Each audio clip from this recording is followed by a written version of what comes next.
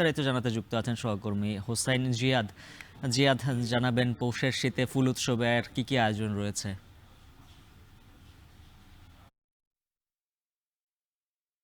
যদিও পৌষের শীত এবং ঘন কুয়াশা চারপাশে চাদরে ঢাকা কুয়াশার চাদরে এর মধ্যে আসলে ডিসি পার্কে তৃতীয়বারের মতো এবার এই ফুল উৎসবটি শুরু হলো 2023 সাল থেকে মূলত এই ডিসি পার্ক যেটি ফৌজদারহাট লিংক রোডের কাছেই পড়েছে একেবারে সাগরের সাথে লাগোয়া 194 একর জায়গা।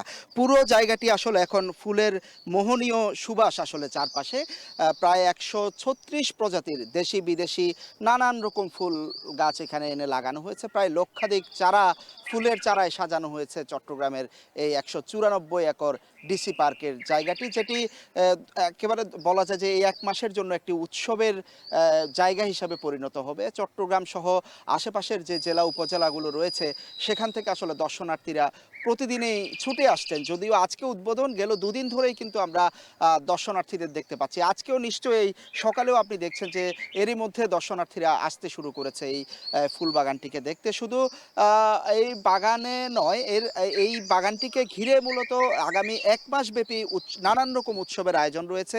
পুতুল নাচ থেকে শুরু করে বিভিন্ন ধরনের সাংস্কৃতিক আয়োজন, এখানকার সাম্পান বাইচ। একটু বলে রাখি যে আপনি যে অংশটি দেখছেন নানান রকম ফুলে সাজানো, সেই অংশটির পাশেই কিন্তু বিশাল আকার দিঘিতে ফোয়ারা দেয়া হয়েছে, কায়াকিং এর ব্যবস্থা রয়েছে। এই দিঘিতেই চট্টগ্রামের যে ঐতিহ্যবাহী সাম্পান সেটি এনে রাখা হয়েছে, সাম্পান বাইচ হবে। পাশে বেশ কিছু রেস্টুরেন্ট হয়েছে এখানে দিঘিকে ঘিরে, এবং এই দিঘির অপর পারেও কিন্তু একই রকম ফুলের বাগান।